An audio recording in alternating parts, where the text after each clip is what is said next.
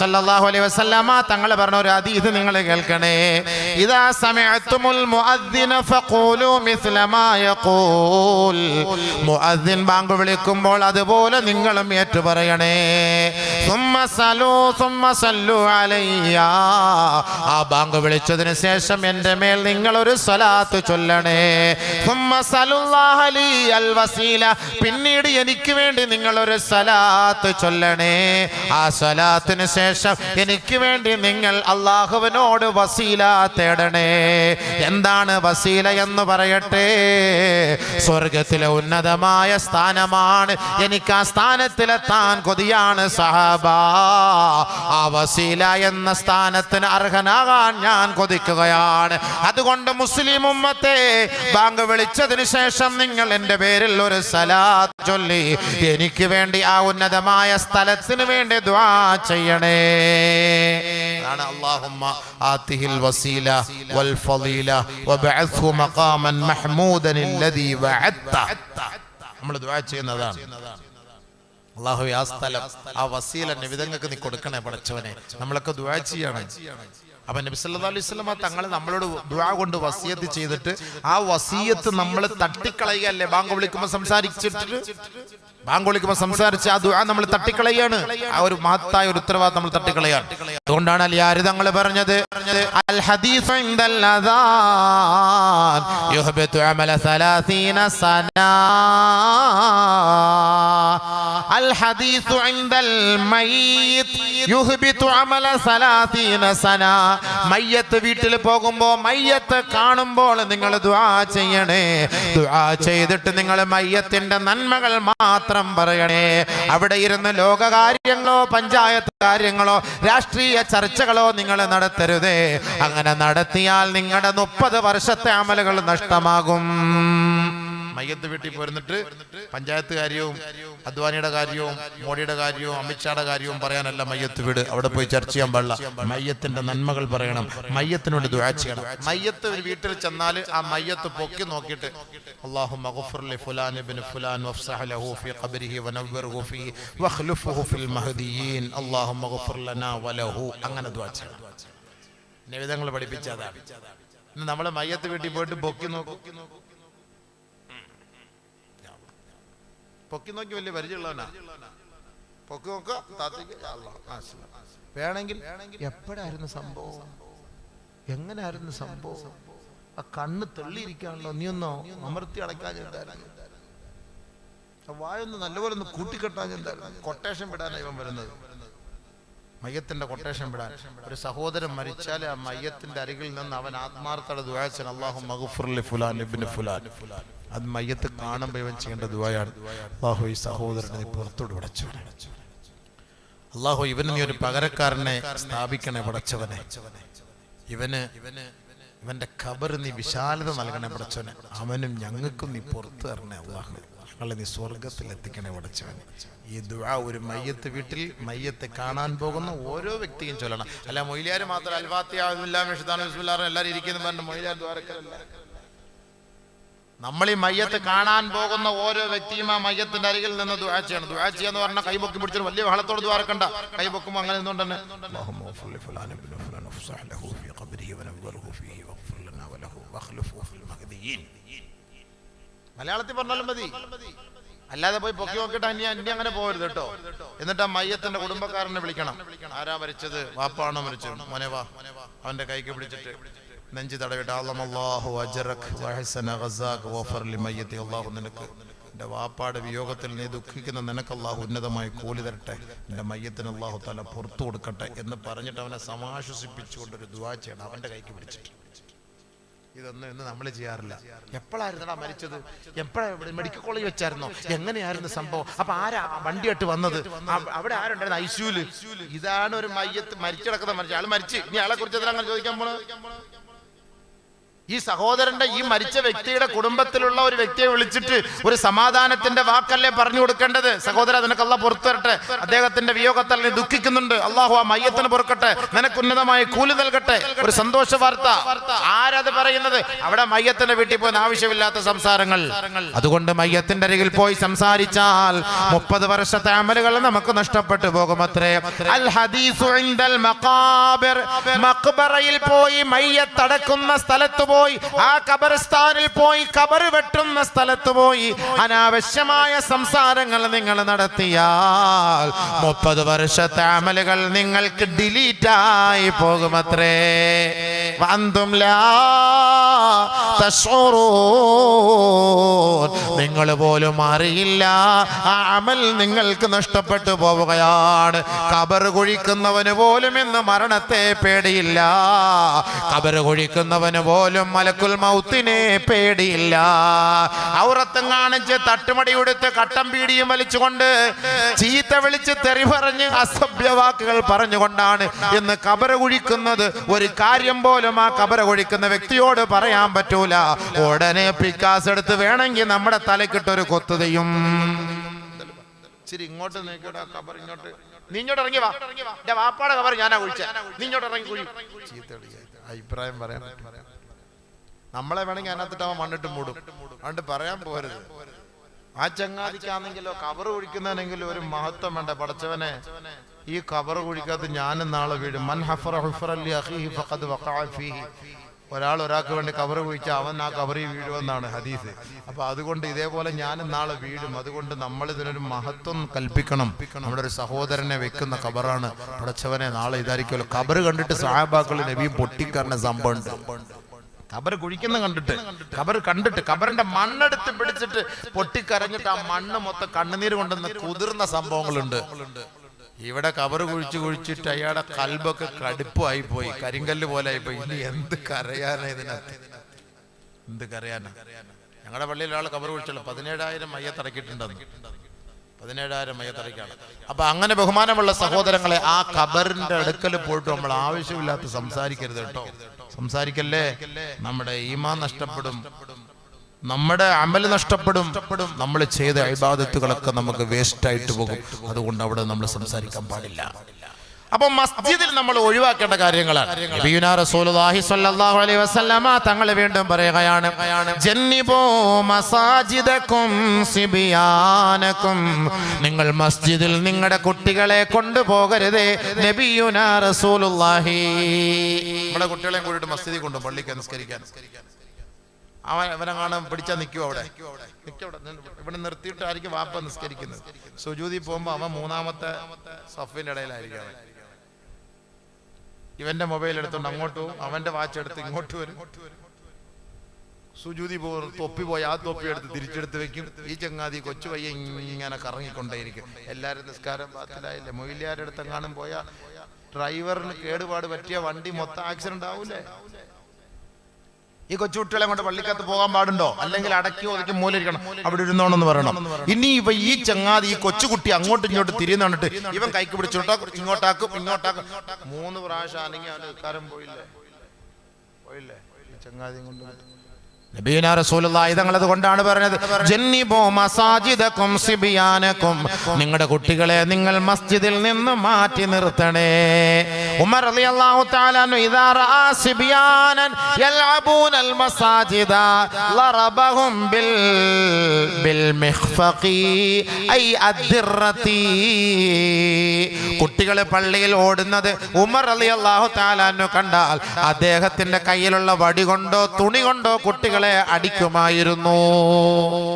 ഉസ്താദ് ചൂരലെടുത്ത് വെച്ചിട്ടുണ്ട് മെമ്പറിന് എടുക്കല്.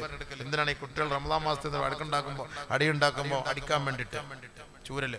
ഉമർ റളിയല്ലാഹു തആല നല്ല പൊട്ടിരി കൊടുക്കുമായിരുന്നു, ആരും ചോദിക്കാൻ വരില്ല. പക്ഷെ മൊയിലിയാരെ അടിച്ചാൽ ചോദ്യം വരും. കൊച്ചു കുട്ടികളെ പള്ളിയിൽ വരുമ്പോൾ മുസ്ലിയാരെങ്ങാണ് അടിച്ചാൽ ഉണ്ടായിരിക്കും രംഗം. മൊയിലിയാരെ എന്റെ കുട്ടി അടിക്കാൻ ഈ ആരാടാ എന്ന് ചോദിക്കും. വേണമെങ്കിൽ മൊയിലിയാർ ഉസ്താദെന്നൊക്കെ പിന്നീട്. കൊച്ചുകുട്ടിയല്ലേ അവൻ പള്ളിയിൽ നിന്ന് ഓടിയെന്ന് പറഞ്ഞു, കൊച്ചുകുഞ്ഞല്ലേ. എന്തിനാ ഇതിനൊക്കെ പോകുന്നത്? കുട്ടിക്ക് നിസ്കാരം ആയിട്ടില്ല, പ്രായം ആയിട്ടില്ല, ബാലിഗ് ആയിട്ടില്ല. ഉപ്പാ പറയുന്ന വാക്ക് കേൾക്കുന്ന ഒരു തർബിയത്ത് എത്തുന്നത് വരെ നിങ്ങൾ ആ കുട്ടിയെ കൊണ്ട് പള്ളിയിൽ വരാൻ പാടില്ല. ബാക്കിയുള്ളവരുടെ നിസ്കാരം ബാത്തിലാക്കി കളയും ഈ കുട്ടികള്. അതുകൊണ്ട് തന്നെ നബി പറഞ്ഞത് മസ്ജിദിൽ ഒഴിവാക്കേണ്ട കാര്യങ്ങളാണ്. ജന്നിബു മസാജിദകും സിബിയാനകും വമജാനീനകും. മജാനീൻ മന്ദബുദ്ധികള്, 50 പൈസ 70 പൈസ 80 പൈസ കുറഞ്ഞ സാധനങ്ങളൊക്കെ പള്ളിക്കകത്ത് കൊണ്ടുവന്ന ഉസ്താദ്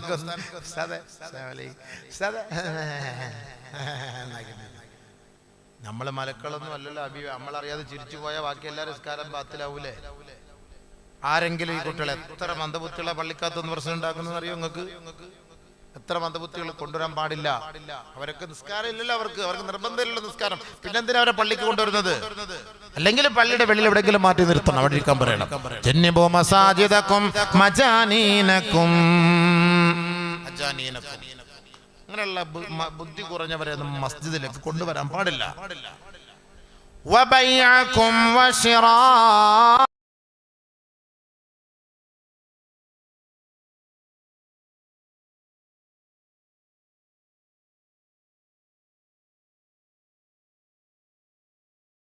മസ്ജിദിനകത്ത് കച്ചവടമാണ്. പള്ളി വരെ പള്ളിക്കൂടം വരെ കച്ചവടം മസ്ജിദിനകത്ത് പാടില്ല. അത് ഒഴിവാക്കണം. ഒരു സാധനം കളഞ്ഞു പോയാൽ തന്നെ അന്വേഷിക്കാൻ പാടില്ല എന്നാണ്. وبيعكم وشراءكم ورفع أصواتكم. ഈ സഹോദരങ്ങൾ കേൾക്കേണ്ട ഒരു ഹദീസാണിത്. എൻ്റെ മുസ്ലിം സഹോദരങ്ങൾ പ്രത്യേകമായി ഒന്ന് കേൾക്കണേ. ഹബീബായ തങ്ങളാണ് പറഞ്ഞത്. ലോകത്തിന്റെ നേതാവും ലോകത്തിന്റെ ഗുരുഭൂതരുമായ മുത്തു മുഹമ്മദ് മുസ്തഫ സല്ലല്ലാഹു അലൈഹി വസല്ലമ തങ്ങൾ പറയുന്നു, വറഫഅ അസ്വാതികും. മസ്ജിദിൽ ശബ്ദമുയർത്തി സംസാരിക്കുന്നത് ഒഴിവാക്കണേ. നബിയുനാ റസൂലുള്ളാഹി.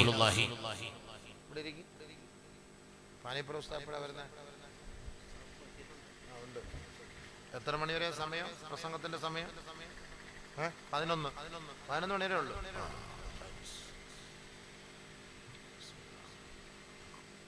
അപ്പൊ കുറെ വിഷയമൊക്കെ കട്ട് ചെയ്തിട്ട് കേറ്റാം.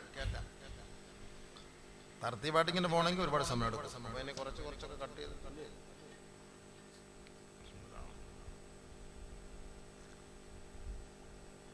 ഉസ്താദ് വരുമ്പോൾ ഞാൻ പോകും കേട്ടോ. എനിക്ക് രാവിലെ നാളെ മാർച്ചൊക്കെ ഉള്ളതാണ്. നമ്മൾ തിരുവനന്തപുരം പള്ളിയിലെ മെയിൻ ഇമാമായിട്ട് ഇവിടെ നിന്ന് 4 മണിക്കൂറൊക്കെ യാത്ര ചെയ്ത് പോകാനുള്ളതല്ലേ. അപ്പൊ പെട്ടെന്ന് ഇവിടെ ശ്രദ്ധിച്ചോളി. മസ്ജിദിൽ ശബ്ദമുയർത്തി സംസാരിക്കാൻ പാടില്ല. അല്ലാഹു റസൂൽ പറഞ്ഞ വാക്കാണ്. അത് ഒഴിവാക്കണം മസ്ജിദിൽ നിന്ന്.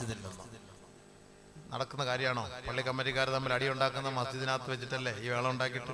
എന്താ ബഹളം? വാൾപ്പയറ്റ് മസ്ജിദിനകത്ത് നടത്തരുത്. കത്തിക്കുത്ത്, വാള്, ഇതൊക്കെ പകരം വീട്ടുന്ന ഭാര്യ ചോദിക്കുന്ന പള്ളിക്കകത്താണ്, മസ്ജിദിനകത്താണ്. അള്ളാഹുവിന്റെ പ്രവാചകൻ പറഞ്ഞ വാക്കുകളെ ഒരു കാലഘട്ടം വരും. ആ കാലഘട്ടത്തിൽ മസ്ജിദിൽ അടിയുണ്ടാകും. നമ്മൾക്ക് നേതൃത്വം നൽകി നമസ്കരിപ്പിക്കാൻ ഒരു ഇമാമ് ഒരു മസ്ജിദിൽ വന്ന് നിൽക്കാൻ പേടിയാകുന്ന ഒരു കാലഘട്ടം വരും അത്രേ. അങ്ങനെ ഒരു കാലം വരാതെ ഖിയാമത്ത് നാൾ സംഭവിക്കൂല. നബിയുനാ റസൂലുള്ളാഹി ലാ യുസല്ലി ബിഹിം ഇമാമൻ. ഒരു ഇമാമിനെ കിട്ടൂല പള്ളിയിൽ നിർത്താൻ. ഒരു ഇമാമിനെ കിട്ടൂല. കാരണം എന്താണ്? ജനങ്ങൾ തമ്മിലടിയാണ്. എപ്പോഴും അവിടെ പ്രശ്നമാണ്. അതുകൊണ്ട് ആ പള്ളിയിൽ ഇമാമായിട്ട് നിൽക്കാൻ ഞാനില്ല. അങ്ങനെ ഒരു കാലം വരുമെന്ന് ഹബീബായ തങ്ങൾ പറഞ്ഞു. അത് വന്നില്ലേ? ഇന്ന് നമ്മുടെ മസ്ജിദുകളൊക്കെ എന്താ സംഭവം? ശബ്ദമുയർത്തി സംസാരാണ്. മസ്ജിദിൽപ്പെട്ട കമ്മിറ്റിക്കാരെ കുറിച്ച് എന്തെങ്കിലുമൊക്കെ ഒരു പരാതി പറയണമെങ്കിൽ ആ പരാതി പറയാൻ മാന്യമായിട്ട് എഴുന്നേറ്റ് നിന്നൊന്ന് സംസാരിച്ചാൽ അതിനെ പിടിച്ചിട്ട് ബാക്കിയുള്ളവരൊക്കെ ഭയങ്കര ഉച്ചത്തിൽ സംസാരിക്കും. അതുകൊണ്ട് പൊതുയോഗമാകട്ടെ, മസ്ജിദിന്റെ വിഷയങ്ങളാകട്ടെ, നിങ്ങളുടെ ഏതെങ്കിലും മസ്ജിദിൽ നമസ്കാരം കഴിഞ്ഞാൽ മദ്രസയിലേക്ക് അത് മാറ്റണം, അല്ലെങ്കിൽ വെളിയിലേക്ക് അത് മാറ്റണം. മസ്ജിദിനകത്ത് നിങ്ങൾ സംസാരിക്കരുത്. വെറുതെ അമൽ നഷ്ടപ്പെടും. നമുക്ക് ശാപം ഇറങ്ങും മസ്ജിദില്. അള്ളാന്റെ റഹ്മത്തിന്റെ മലക്കുള്ള സ്ഥലമാണ്. ഹബീബായ തങ്ങൾ പറഞ്ഞ വാക്കാണ്, ആ മസ്ജിദിൽ കിടന്ന് വേള ഉണ്ടാക്കിയാൽ അത് ആരാണത് ഉണ്ടാക്കുന്നവൻ അവനാണത് അനുഭവിക്കുക. അവന്റെ കുടുംബമാണ് അനുഭവിക്കാൻ പോകുന്നത്. അള്ളാന്റെ വീടാണ്. മലക്കൾ ഇവനെ പഴിക്കും, ശപിക്കും. അല്ലാഹു മൽഇൻ, അവനെ നീ ശപിക്കണേ അല്ലാ, ശപിക്കണേ അല്ലാ, ശപിക്കണേ അല്ലാ എന്ന് പറഞ്ഞ് അവന് വേണ്ടി ശാപ പ്രാർത്ഥന നടത്തും. അള്ളാഹു കാത്തുരക്ഷിക്കട്ടെ, അള്ളാഹു കാത്തുരക്ഷിക്കട്ടെ, അള്ളാഹു കാത്തുരക്ഷിക്കട്ടെ. മസ്ജിദിനകത്ത് വേള ഉണ്ടാക്കാൻ നിൽക്കണ്ട. നമ്മൾ അപ്പോഴേ ഇറങ്ങി വെളിയിൽ വന്നേക്കണം, അപ്പോഴേ ഇറങ്ങി വെളിയിലേക്ക് വരിക. കമ്മിറ്റി ഉണ്ട്, എല്ലാവരും ജുമാ കഴിഞ്ഞോണ്ട് മദ്രസയിൽ ഒരുമിച്ച് കൂടുക. അവിടെ വന്നിട്ട് വേളം ഉണ്ടാക്കിയ മസ്ജിദിന്റെ പവിത്രത നമ്മൾ കാത്തു സൂക്ഷിക്കണ്ടേ? എത്രത്തോളം എന്ന് വെച്ചാൽ മസ്ജിദിനകത്ത് നമ്മൾ നിസ്കരിക്കാൻ പോകുമ്പോ തന്നെ നബിയുനാ റസൂലുള്ളാഹി തങ്ങൾ പറഞ്ഞത് എന്താ? ഓടി നിങ്ങൾ മസ്ജിദിനകത്തേക്ക് പോയി നമസ്കരിക്കാൻ കൈകെട്ടരുതേ. ഇദാ അതൈതുമുസ് സ്വലാത്ത വഅലൈക്കും ബിസ്സകീന, നിങ്ങൾ നമസ്കരിക്കാൻ വേണ്ടി പോയാൽ മാന്യമായി അദബോടെ മര്യാദയോടെ ഭവ്യതയോടെ പോകണേ. ഇദാ അദ്റക്തും ഫസല്ലു വമാ ഫാതക്കും ഫാത്തിമു, നിങ്ങൾ നടന്നു പോകുമ്പോ നിങ്ങൾക്ക് കിട്ടിയ നമസ്കാരം ആ റക്അത്ത് നിങ്ങൾ അതിൽ പങ്കാളിയാകുക. ഇനി നിങ്ങൾക്ക് നഷ്ടപ്പെട്ടു പോയ റക്അത്ത് നിങ്ങൾ രണ്ടാമതായി പൂർത്തീകരിക്കുക. ഇമാം റുക്കൂഅ നിൽക്കുന്ന സമയത്ത് ഒളുവെടുത്തിട്ട് വരുമ്പോ പടപടപടപടാന്ന് ഓടിപ്പോവുക. ഇമാം റുക്കൂലാണ്, ഇയാൾ ഓടാണ്, പടക്കന്ന് ഓടാൻ പാടില്ല. ഒരാൾ നമസ്കരിക്കാൻ വേണ്ടി ഒളുവെടുക്കാൻ നിയത്ത് ചെയ്താൽ ഒളുവെടുക്കുന്നത് മുതൽ അവൻ നമസ്കാരത്തിലാണ്. അവന് പേടിക്കണ്ട, അവൻ അതിന്റെ കൂലി അവന് കിട്ടും. അവൻ ഓടാൻ പോകണ്ട, മസ്ജിദിൽ ഓടാൻ പാടില്ല, മസ്ജിദിൽ ഓടി ഇമാമിനെ അനുഗമിക്കാൻ പാടില്ല. ഹദീസാണ്. സമാധാനത്തോടുകൂടി നിങ്ങൾ മസ്ജിദിലേക്ക് പോകണേ. കാരണം അള്ളാഹുവിന്റെ ഭവനമാണ് മസ്ജിദ്, അത് പവിത്രതയുള്ളതാണ്. അതുകൊണ്ട് മാന്യമായി അതിലൂടെ നടക്കണേ. കടക്ക് പിടക്ക് ഓടാനോ ചാടാനോ പാടില്ല മസ്ജിദില്, അതും പാടില്ല.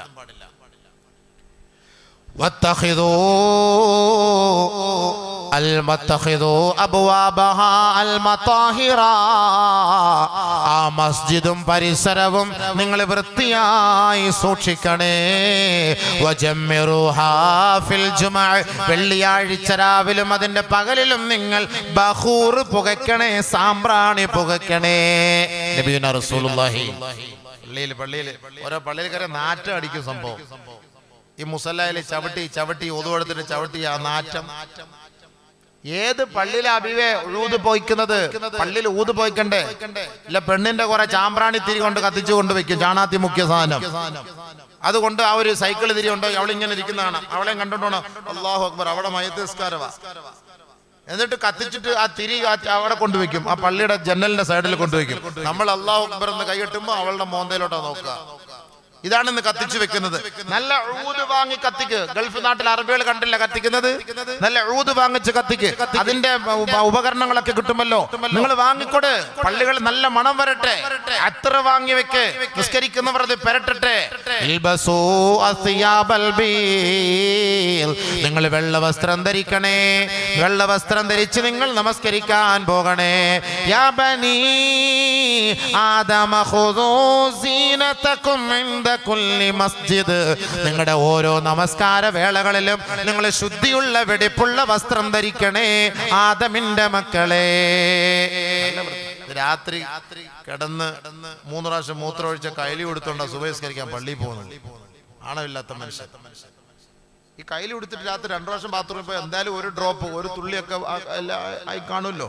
ഏത് കൊടുത്തിട്ട് പള്ളിക്ക് പോകാന്ന് പറഞ്ഞാൽ ഇവന് രാവിലെ അവന് മുണ്ട് മാറാൻ എന്താ എത്ര ബുദ്ധിമുട്ട്? മുണ്ട് മാറിട്ട് വെള്ള ഡ്രസ്സ് എടുത്തിട്ട് പള്ളിയിൽ അത്രയൊക്കെ പൂശിട്ട് ഇങ്ങനെ പോകണം. ഒന്നുവെടുത്ത് വീട്ടിൽ നിന്ന് ഒന്നുകൊടുത്തിട്ട് പോകണം. അവന്റെ പോകുന്ന വഴിയിലൊക്കെ മലക്കുകൾ അവന്റെ സഹായമാണ്.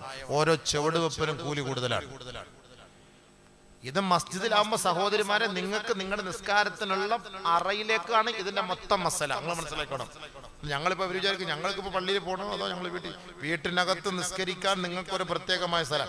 ആയിഷ റളിയല്ലാഹു തആല അൻഹ റിപ്പോർട്ട് ചെയ്യുന്ന ഹദീസിൽ ആയിഷ ബീവി പറയുകയാണ്, അമറനാ റസൂലുള്ളാഹി സ്വല്ലല്ലാഹു അലൈഹി വസല്ലം അൻ നത്തഖിദൽ മസാജിദ ഫിദ്ദുവരി വ അൻ തുതയ്യബ വ തുനല്ലഫ.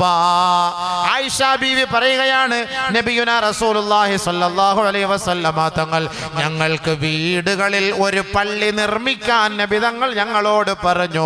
ആ പള്ളിയും പരിസരവും വൃത്തിയായി വെടിപ്പായി സൂക്ഷിക്കാനും ഹബീബായ തങ്ങൾ ഞങ്ങളോട് കൽപ്പിച്ചു. എന്ന് പറഞ്ഞാൽ വീട്ടിനകത്ത് നിങ്ങൾ വലിയൊരു ഖുബ്ബയൊക്കെ ഉണ്ടാക്കി പള്ളി ഉണ്ടാക്കണമെന്നല്ല സഹോദരിമാരെ. നമസ്കരിക്കാൻ നിങ്ങൾക്ക് വേണ്ടി ഒരു നമസ്കാര മുറി ഉണ്ടാക്കണേ. അതാണ് പറഞ്ഞ നമസ്കാര മുറി. അത് വൃത്തിയായി സൂക്ഷിച്ചു വെക്കണം. നിസ്കാര മുറിയൊക്കെ ഉണ്ടാക്കിയിട്ടുണ്ട് പല വീടുകളിൽ. ഇപ്പൊ അതൊക്കെ ഗോഡൌൺ ആക്കി മാറ്റി. കാരണം എന്താ? നിസ്കരിക്കാൻ ആളില്ല, ഗോഡൌൺ ആക്കി മാറ്റി. ഞാൻ പല വീടുകളിലും പോയിട്ടുണ്ടല്ലോ ഭക്ഷണം കഴിക്കാനൊക്കെ.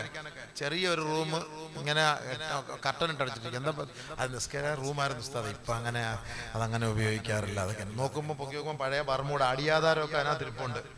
അവരെ പൊട്ടിയ വാറുള്ള ചെറുപ്പുകൾ, അത് പഴയ ഷൂസുകൾ, ഇവന്മാരുടെ വറുമൂടകളൊക്കെ അതിനകത്ത് ഇട്ടൊക്കെയാണ്. പഴയ പൊട്ടിപ്പോയ ഐസ് പോയ TV ഒക്കെ എല്ലാം എടുത്ത് അതിനകത്ത് ഇട്ടൊക്കെയാണ് സംഭവം. നിസ്കാരത്തിന് വേണ്ടി സഹോദരിമാർക്ക് അപ്പൊ അവർക്ക് എഴുത്തിക്കാഫിരിക്കാനും അവിടെ നിസ്കാരത്തിനെല്ലാം കൂടെ റൂമാവും. ആ റൂമിൽ എപ്പോഴും മലക്കളുടെ സാന്നിധ്യം ഉണ്ടാവും. അതുകൊണ്ട് പ്രത്യേകം ശ്രദ്ധിക്കണം. അതുകൊണ്ട് ആ വീട്ടിൽ പിന്നെ TVയും കോലാഹലങ്ങളും പാടില്ല. അവിടെ കളിയും ചെയ്യണം. മലക്കൾ തിരിഞ്ഞിരുന്ന് ശപിക്കും നിങ്ങളെ. അതുകൊണ്ടായിരിക്കാം ഈ നിസ്കാര മുറി അങ്ങ് മാറ്റിയത്. എനിക്ക് തോന്നുന്നത് അങ്ങനെയാണ്. ആയിഷ റളിയല്ലാഹു റിപ്പോർട്ട് ചെയ്ത ഹദീസാണ്. നബി സല്ലല്ലാഹു അലൈഹി വസല്ലം തങ്ങൾ പറഞ്ഞു, വീട്ടിൽ നിങ്ങൾക്ക് നമസ്കരിക്കാൻ ഒരു മുറി ഉണ്ടാക്കി അത് വൃത്തിയായിട്ട് സൂക്ഷിക്കണം. എന്നിട്ട് അവിടെ നിങ്ങൾ നിസ്കരിച്ചോ, അതിന് നിങ്ങൾ എത്തിക്കാതിരുന്നോ, ഈ പറഞ്ഞ സവാബുകളൊക്കെ നിങ്ങൾക്ക് കിട്ടും. നിങ്ങൾ ഒന്നും എടുത്തിട്ട് അതിലേക്ക് പോകുമ്പോൾ ഈ പറഞ്ഞ പോലുള്ള കൂലികളെല്ലാം നിങ്ങൾക്ക് അവിടെയും കിട്ടും. അതാണ് നബി തങ്ങൾ പറഞ്ഞത്. ശുദ്ധിയാക്കാൻ വെടിപ്പാക്കാൻ. പരിശുദ്ധമായ മസ്ജിദുകൾ ശുദ്ധിയാക്കൽ കമ്മിറ്റിക്കാരുടെ ഉത്തരവാദിത്തമാണ്. കമ്മിറ്റിക്കാര് കസേര കയറി ഇങ്ങനെ കറങ്ങിയിട്ട് ഇയാളോടെ പോയിരുന്നല്ലോ, ബുധനാഴ്ച പോയിട്ട് വ്യാഴാഴ്ച രാവിലെ വരാൻ പറഞ്ഞിട്ട് നീ എന്താ പറയാഞ്ഞ്? ഭരിക്കാനുള്ള ആളല്ല കമ്മിറ്റി. നല്ലപോലെ കേട്ടോ. ഒരു 10 മിനിറ്റ് അതിനെ കുറിച്ച് നല്ലപോലെ ശ്രദ്ധിച്ച് കേൾക്കണം. ഒരുപാട് ഇടയ്ക്ക് പറയാണ്ട് സമയമില്ല. 11 മണിക്ക് നിർത്താനുള്ളതുകൊണ്ട് ഞാൻ പടപടാന്ന് ഓടിച്ചുവിടാണ് സംഭവം. പ്രവാചകന്മാരുടെ പണിയാണ് മസ്ജിദ് പരിപാലനം. പ്രവാചകന്മാരുടെ പരിപാടിയാണ്, പണിയാണ് മഹല്ല് പരിപാലനം. അത് ആദ്യം ശ്രദ്ധിച്ചോ. പ്രവാചകന്മാരുടെ പണിയാണ്. وعهدنا إلى إبراهيم وإسماعيل أن طهرا بيتي للطائفين والعاكفين والركع السجود.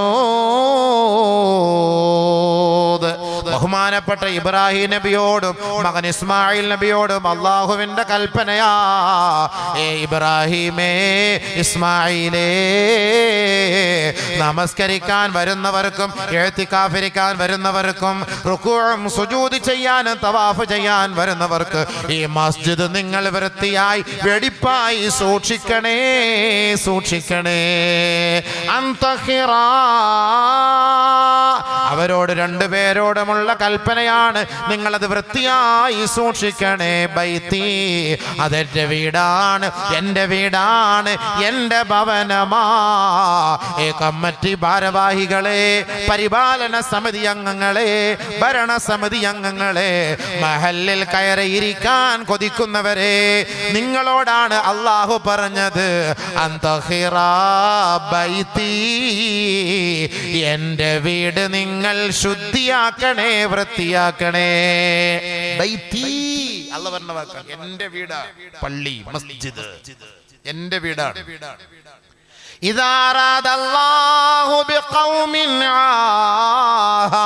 അല്ലാഹു ഒരു സമൂഹത്തിൽ ഒരു നാശം വിതയ്ക്കാൻ തീരുമാനിച്ചാൽ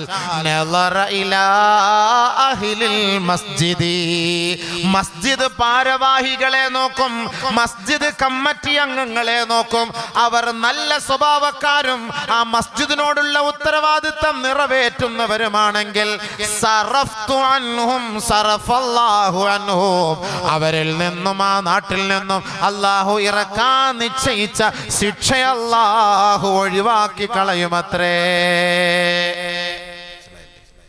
അല്ലാഹു തആല ഒരു നാട്ടിൽ ശിക്ഷ ഇറക്കാൻ തീരുമാനിക്കുമ്പോൾ ആദ്യം അല്ലാഹു നോക്കുന്നത് അള്ളാന്റെ വീട്ടില് പരിപാലന സമിതി അംഗങ്ങൾ എങ്ങനെയുണ്ട് അതാ നോക്കുക.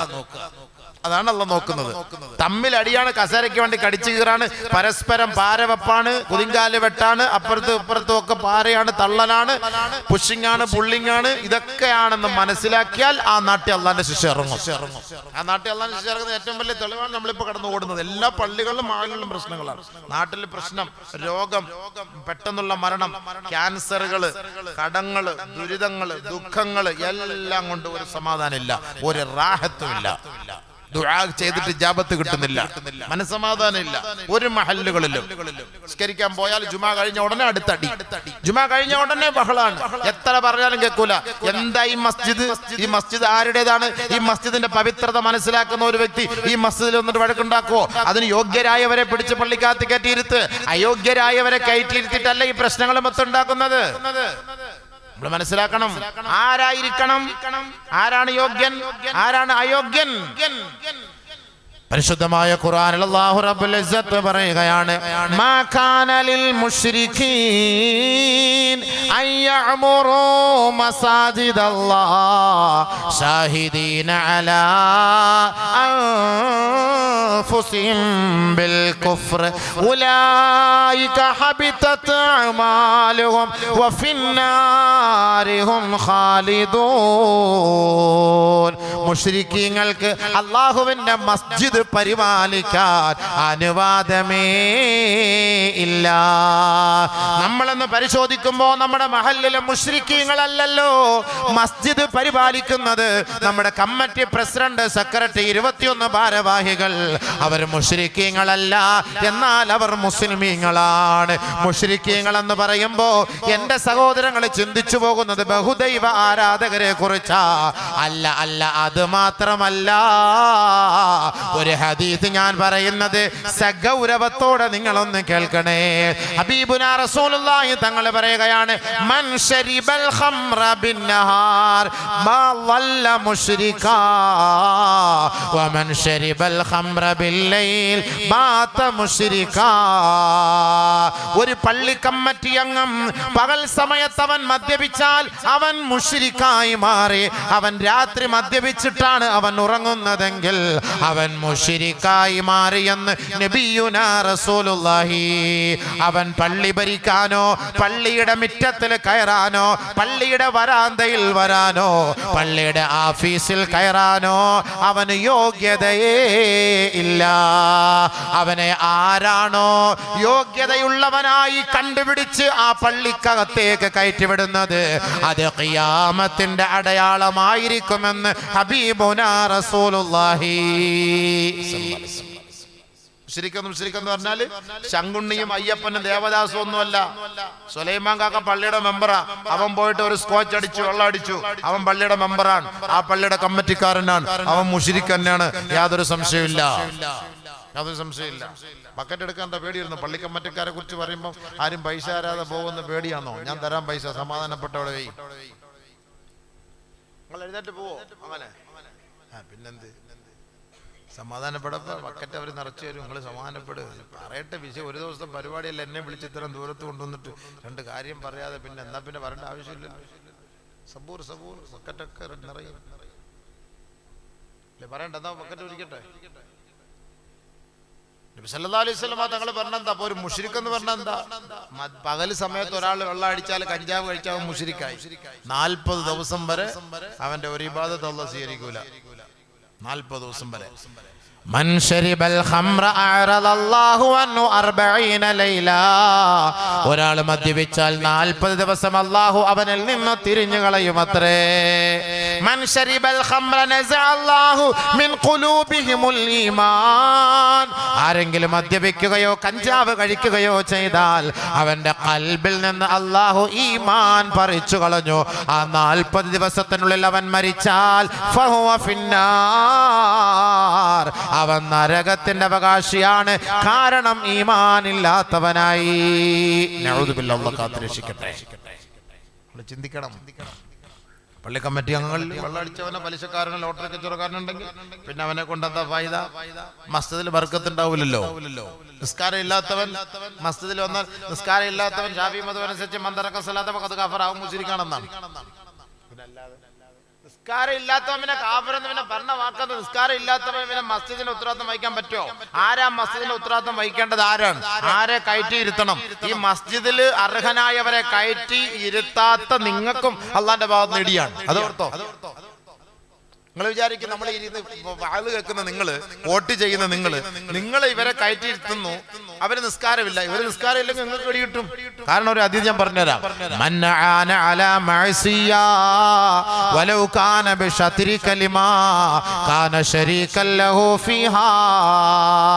നിങ്ങളൊരു വോട്ട് ചെയ്തിട്ടാണ് ഒരു നമസ്കാരമില്ലാത്ത താരിഖ് സ്വലാത്തിനെ, ഒരു അയോഗ്യനായ ഒരു വ്യക്തിയെ സ്വാധീനത്തിന്റെ പേരിൽ നിങ്ങൾ പള്ളിയുടെ കമ്മിറ്റിയിലേക്ക് കയറ്റിയതെങ്കിൽ എന്റെ സഹോദര, അവൻ ചെയ്യുന്ന ഓരോ തെറ്റുകൾക്കും നിന്റെ ATM-ലും ഓരോ നാണയം വീണുകൊണ്ടിരിക്കും. ഓരോന്ന് വീണുകൊണ്ടിരിക്കും. മനസ്സിലായില്ലേ? ഓരോന്ന് വീണുകൊണ്ടിരിക്കും. നീയാണ് അവനെ കയറ്റിവിട്ടത്. എന്തിനു കയറ്റിവിട്ടെ? ഒരൊറ്റ വാക്ക് മതി.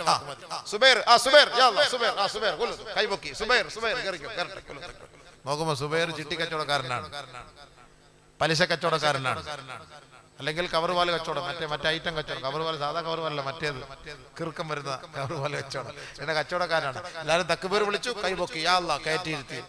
കമ്മിറ്റിയിൽ കമ്മിറ്റിയിൽ കയറി ഇരുത്തിയതിന്റെ ഉത്തരവാദിത്തം ഈ കൈപൊക്കിയവന്മാർക്കെല്ലാം നാളെ അല്ലാഹുവിന്റെ കോടതിയിലുണ്ട്.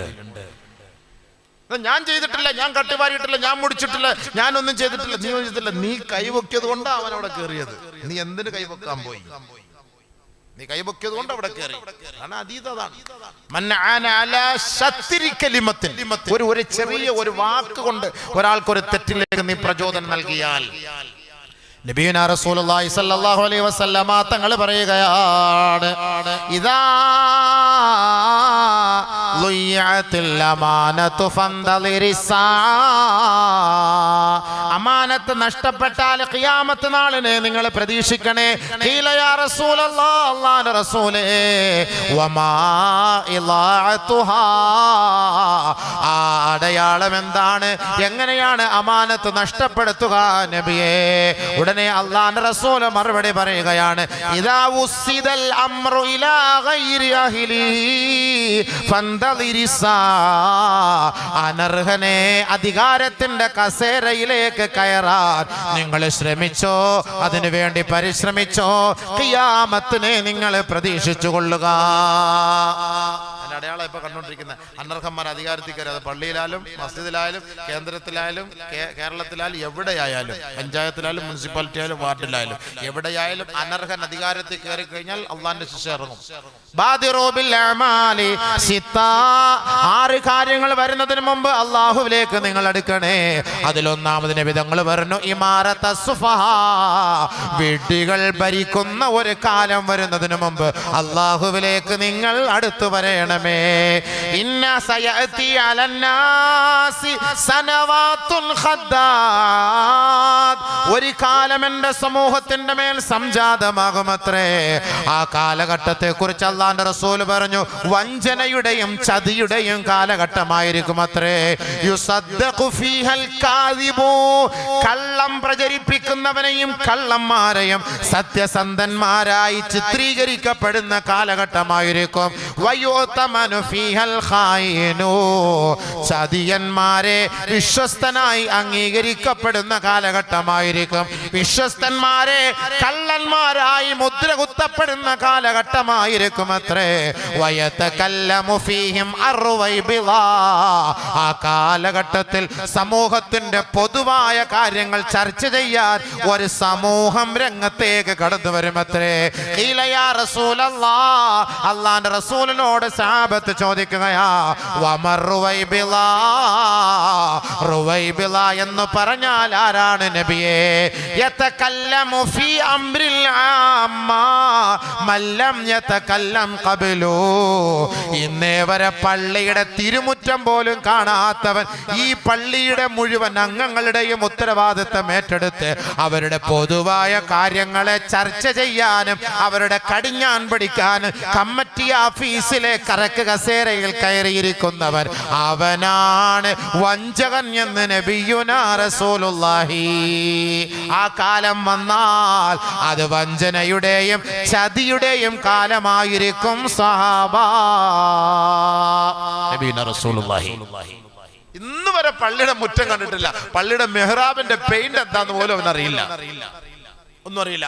അവൻ കയറി വരും പള്ളിയിൽ സംസാരിക്കാൻ. അവനായിരിക്കും പൊതുവായ കാര്യങ്ങൾ ചർച്ച ചെയ്യുന്നത്, ഈ സമൂഹത്തിന്റെ കാര്യങ്ങൾ മുഴുവൻ ചർച്ച. അപ്പൊ ചില ആൾ നിനക്കെന്തടാ അവകാശം, നിസ്കരിക്കാത്ത നിനക്കെന്തടാ അവകാശം, നീ വരെ ഇന്ന് വരെ പള്ളി കണ്ടിട്ടോടാ. അപ്പൊ ചോദിക്കും എന്റെ വാപ്പാടെ വകയാന്നോടാ പള്ളി, എന്റെ വാപ്പ ഇതിനകത്ത് തങ്ങവാടാ. ഇവൻ അങ്ങോട്ട് തുടങ്ങും, തിരിച്ചങ്ങോട്ട് ഇങ്ങോട്ട് അങ്ങോട്ട് ഇങ്ങോട്ട്. എന്തായി സംഭവം? നബിയുന റസൂലുള്ളാഹി തങ്ങൾ പറഞ്ഞു ആ ഒരു കാലം അടിപിടി കടിപിടി അങ്ങനെ ഒരു കാലം വന്നാൽ അത് വഞ്ചനയുടെ കാലമായിരിക്കും. അന്ന് മസ്ജിദിൽ ശബ്ദങ്ങൾ ഉയർന്നു കേൾക്കാം. അതുകൊണ്ടാണ് നബി തങ്ങൾ പറഞ്ഞു വാൾപ്പയറ്റ് മസ്ജിദിനകത്ത് ഉണ്ടാകാൻ പാടില്ല എന്ന്. അറിയാലോ നബി തങ്ങൾക്ക് 21-ാം നൂറ്റാണ്ടിൽ പള്ളിക്കകത്ത് കസേരയ്ക്ക് വേണ്ടി വാൾപ്പയറ്റ് ഉണ്ടാകുന്നു അറിയാം. അതുകൊണ്ടല്ലേ അങ്ങനെ പറഞ്ഞത്.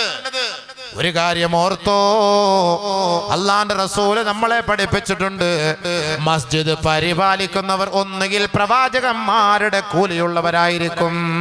ഇബ്രാഹിം നബി പരിശുദ്ധമായ കഅബ പണിത് പൂർത്തിയാക്കിയിട്ട് ആ കഅബയിലേക്ക് നോക്കി ദുആ ചെയ്തില്ലേ? വഇദ് യർഫഉ ഇബ്രാഹിമുൽ ഖവാഇദ മിനൽ ബൈതി വഇസ്മാഈൽ. ഇബ്രാഹിമും മകൻ ഇസ്മാഈലും പരിശുദ്ധമായ കഅബ പണിത് പൂർത്തിയാക്കിയതിനു ശേഷം ആ കഅബയിലേക്ക് നോക്കി അവർ ദുആ ചെയ്യുകയാണ്, റബ്ബനാ തഖബ്ബൽ മിന്നാ ഇന്നക അൻതസ് സമീഉൽ അലീം. അല്ലാഹുവേ, ഈ ഭവനം നീ ഏറ്റെടുക്കണേ അല്ലാ, ഏറ്റെടുക്കണേ അല്ലാ, ഞങ്ങളിൽ നിന്ന് ഇത് സ്വീകരിക്കണേ അല്ലാ, കബൂലാക്കണേ അല്ലാ. ഇന്നേ വരെ നമ്മുടെ മഹല്ലുകളിൽ സ്ഥാനം പിടിച്ച ഏതെങ്കിലും കമ്മിറ്റി അംഗങ്ങൾ അവർ കമ്മിറ്റിയുടെ ഉത്തരവാദിത്തം ഏറ്റെടുത്ത്, റബ്ബേ നിന്റെ പള്ളിയാണ്, നിന്റെ മസ്ജിദാണ്, നിന്റെ വീടാണ്, എനിക്കിതിൽ കയറിയിരിക്കാൻ ഒരു യോഗ്യതയുമില്ല, അർഹതയുമില്ല, പക്ഷേ ഈ ജനങ്ങൾ എന്നെ ഈ കസേരയെ ഏൽപ്പിക്കുകയായി അല്ലാ, അതുകൊണ്ട് ഞാൻ നിന്റെ ദർബാറിൽ മുട്ടുകുത്തി വീഴുകയാണ്, ഞാൻ എന്റെ നെറ്റിത്തടം സമർപ്പിക്കുകയാണ്. പടച്ചവനേ, ഇത് നീ സ്വീകരിക്കണേ അല്ലാ, സ്വീകരിക്കണേ അല്ലാ, എന്നെ നീ സഹായിക്കണേ അല്ലാ, ഈ പണി നിന്റെ പൊരുത്തത്തോടു കൂടി പൂർത്തിയാക്കാൻ എന്നെ നീ സഹായിക്കണേ എന്ന് ഏതെങ്കിലും ഒരു ഭാരവാഹി ദുആ ചെയ്തിട്ടുണ്ടോ? പള്ളി കമ്മിറ്റിയിൽ അധികാരത്തിൽ കയറിയിട്ട് 2 റക്അത്ത് നിസ്കരിച്ചിട്ട് ഇങ്ങനെ ദുആ ചെയ്ത ഏതെങ്കിലും ഒരു കമ്മിറ്റി അംഗങ്ങൾ ഈ മജ്ലിസിൽ ഇരിപ്പുണ്ടെന്ന് കൈപൊക്ക്. ഞാൻ എല്ലായിടത്തും പോയിട്ട് ഒന്ന് പ്രസംഗിക്കാൻ വേണ്ടിയിട്ടാണ്.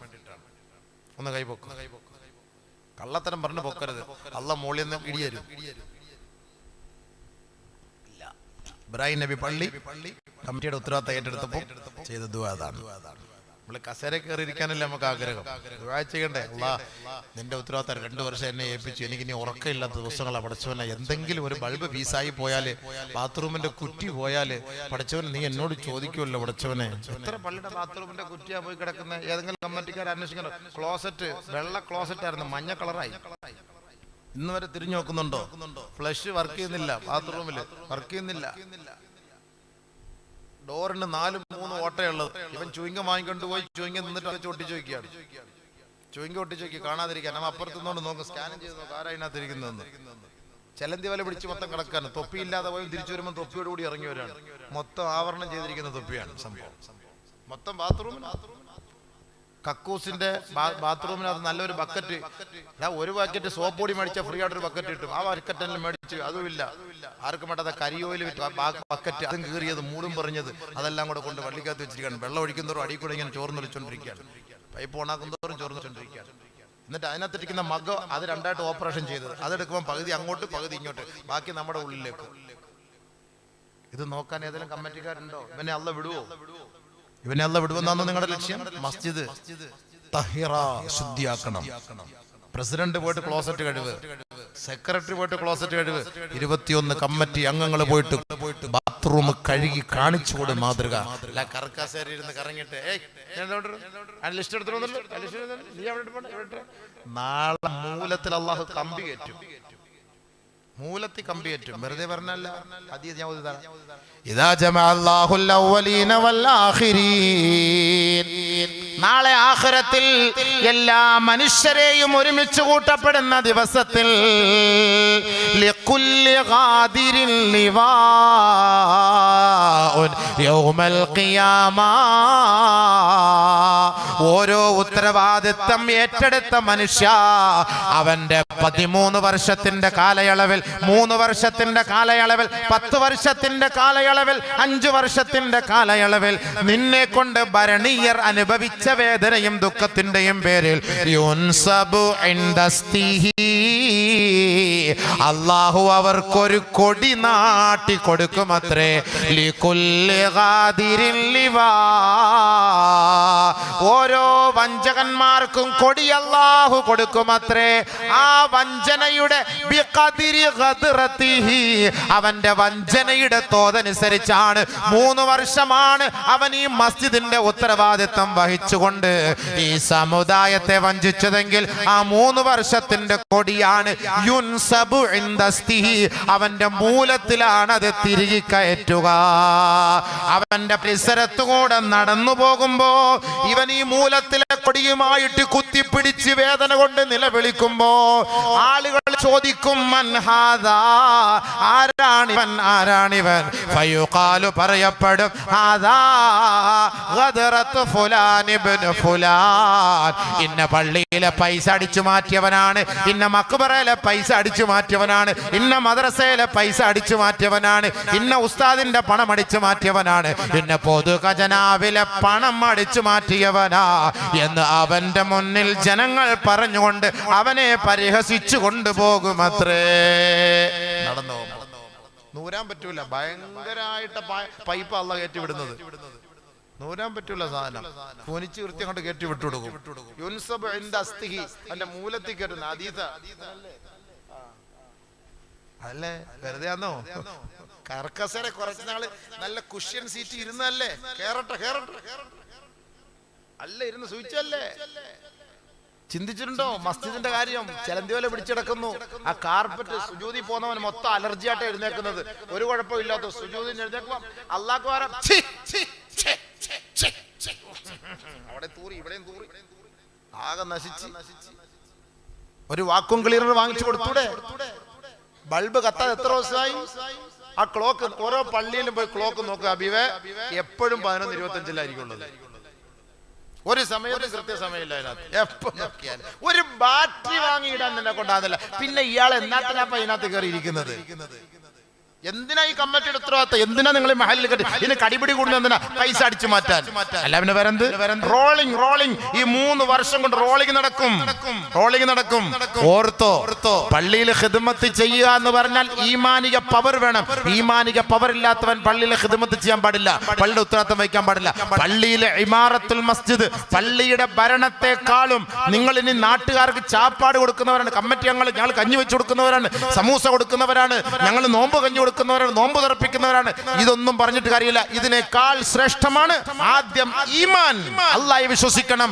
ആഖിറത്തെ വിശ്വസിക്കണം ആ ഖബറിനെ വിശ്വസിക്കണം നാളെ ഇതിനെക്കുറിച്ച് ചോദ്യമുണ്ടാകുമെന്ന് വിശ്വസിക്കണം അങ്ങനെ വിശ്വാസമുള്ളവനായിരിക്കണം പള്ളിയുടെ ഉത്തരവാദിത്തം ഏറ്റെടുക്കേണ്ടത് അല്ലാതെ ഞങ്ങൾ കുറെ സദഖകൾ ചെയ്യുന്നവരാണ് നിസ്കരിക്കാൻ പറയുന്നവർക്ക് സൗകര്യങ്ങൾ ചെയ്തു കൊടുക്കുന്നവരാണ് ഞങ്ങൾ നോമ്പ് തുറക്കാൻ പറയുന്നവർക്ക് കഞ്ഞി വെച്ച് കൊടുക്കുന്നവരാണ് ഇറച്ചിച്ചോറ് വെച്ച് കൊടുക്കുന്നവരാണ് എല്ലും കപ്പയും വെച്ച് കൊടുക്കുന്നവരാണ് പൊറോട്ടി ഉണ്ടാക്കി കൊടുക്കുന്നവരാണ് നോ ഇതൊന്നും പറഞ്ഞിട്ട് കാര്യമില്ല ഒരു ആയത്ത് കേട്ടോ أجعلتم سقاية الحاج وعمارة المسجد الحرام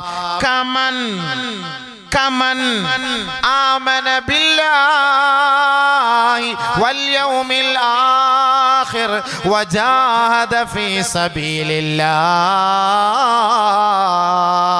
لا يستوون عند الله والله لا يهدي القوم الظالمين أجعلتم سقاية الحاج وعمارة المسجد الحرام ഹാജിമാർക്ക് സംസം വെള്ളം ഒഴിച്ചു കൊടുക്കലും ഹാജിമാർക്ക് വെള്ളം കുടിപ്പിക്കലും പരിശുദ്ധമായ മസ്ജിദുൽ ഹറമൈനി ഷരീഫൈനി പരിപാലിക്കലും കമൻ ഒരുവനെ പോലെയാണോ ആമന ബില്ലാഹ് വൽ യൗമിൽ ആഖിർ വജാഹദ ഫീ സബീലില്ലാഹ് ആഖിറത്തെ കുറിച്ച് വിശ്വാസമുള്ളവനെ പോലെയാവൂല ഖബറിനെ കുറിച്ച് വിശ്വാസമുള്ളവനെ പോലെയാവൂല അല്ലാഹുവിന് വേണ്ടി ധർമ്മ സമരത്തിൽ പങ്കാളിത്തം വഹിക്കുന്നവനെ പോലെയാവൂല. ഞാൻ പള്ളിയിൽ 13 വർഷം ഞാൻ കമ്മിറ്റി മെമ്പറായിരുന്നു എന്ന് പറഞ്ഞിട്ട് നാളെ അഭിമാനിക്കാൻ ഒരു വകയുമില്ല സഹോദരാ.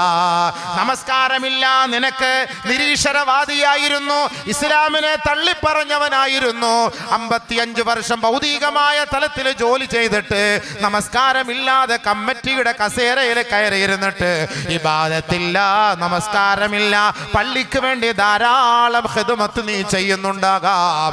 കമൻ ആമന ബില്ലാഹ്, നമസ്കാരമുള്ള ഈമാനുള്ള ഒരു വ്യക്തിയെ പോലെ നീ ആവില്ല പ്രസിഡന്റ്, നീ ആവില്ല ഖജാൻജിയെ, നീ ആവില്ല സെക്രട്ടറിയെ. അല്ലാഹുവിനെ വിശ്വസിക്കുകയും ആഖിറത്തെ ഭയപ്പെടുകയും ചെയ്യുന്ന ഒരു വ്യക്തിക്ക് മാത്രമേ ഈ മസ്ജിദിന്റെ കസേരയിൽ കയറിയിരിക്കാൻ അനുവാദമുള്ളൂ. ഇല്ല എങ്കിൽ നാളെ നരകത്തിന്റെ തീപ്പൊരിയാലുള്ള കസേരയിൽ അല്ലാഹു നിന്നെ കൊണ്ടിരുത്തും. വേണമെങ്കിൽ പോയിരുന്നു, ഇനി വേണമെങ്കിൽ കയറിയിരുന്നോ, താല്പര്യമുള്ളവർക്ക് കയറിയിരുന്നോ. നിസ്കാരമില്ല, ഇബാദത്തുമില്ല, ഞങ്ങൾ പള്ളിയുടെ പെയിന്റ് അടിച്ചവരാണ്, ഞങ്ങൾ പള്ളിയിൽ 3 നില കെട്ടിയവരാണ്, ഞങ്ങൾ 9 കുബ്ബ കെട്ടിയവരാണ്, ഞങ്ങൾ CCTV പള്ളിയിൽ വെച്ച് കൊടുത്തു, ഞങ്ങൾ കാർപ്പറ്റ് നിറച്ചു. പൊതുയോഗത്തിന് പറയുന്ന വാക്കാണ്, ഞങ്ങൾ അത് ചെയ്തു, ഇത് ചെയ്തു, ഇത് ചെയ്തു, മറ്റേ ചെയ്തു, മറിച്ചത് ഒക്കെ ചെയ്തു.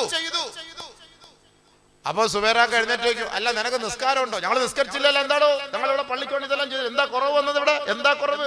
ഏറ്റവും വലിയ കുറവാണ് നിങ്ങളിപ്പോ നടത്തിയത്. നിങ്ങൾ ഈ ചെയ്തത് പോരാ. അല്ലാഹ് പറഞ്ഞ വാക്കായത്, ഞാൻ പറഞ്ഞ വാക്കല്ല. ഇബാദത്തുള്ളവനും നമസ്കാരമുള്ളവനും ഈമാനുള്ളവനെയും പോലെ പള്ളിക്ക് ഖിദ്മത്ത് ചെയ്തവനോ നാട്ടുകാർക്ക് ചാപ്പാട് കൊടുത്തവനോ സംസം വെള്ളം കൊടുത്ത് സിഖായത്തുൽ ഹാജ്, ഹാജിമാർക്ക് വെള്ളം കൊടുക്കലും മസ്ജിദുൽ ഹറമൈൻ ഷരീഫിനെ പരിപാലിക്കുന്നതും ഇത് ശ്രേഷ്ഠമാവുമോ ഒരു ഈമാനുള്ളവനേക്കാൾ? ഈമാനുള്ളവനാണ് മസ്ജിദിന്റെ ഉത്തരവാദിത്വം വഹിക്കേണ്ടത്. നിസ്കാരമില്ലാത്ത നിരീശ്വരവാദികളും രാഷ്ട്രീയക്കാരൻ മസ്ജിദിന്റെ ഉത്തരവാദിത്വം ഏറ്റെടുത്തിട്ട് ബാങ്ക് വിളിക്കുമ്പോ പുറത്തോട്ട് പോകുന്ന ശൈത്താന്മാരായി മാറരുത്. അങ്ങനെയുള്ളവർക്ക് പള്ളിയുടെ ഉത്തരവാദിത്വം കൊടുത്താൽ അവർക്കിറങ്ങുന്ന ശിക്ഷ ആ മഹല്ലിൽ 500 പേർക്ക് ഉണ്ടാകും. അതുകൊണ്ട് അവരെ കേട്ടണോ വേണ്ടായോ എന്ന് നിങ്ങൾ തീരുമാനിച്ചോ.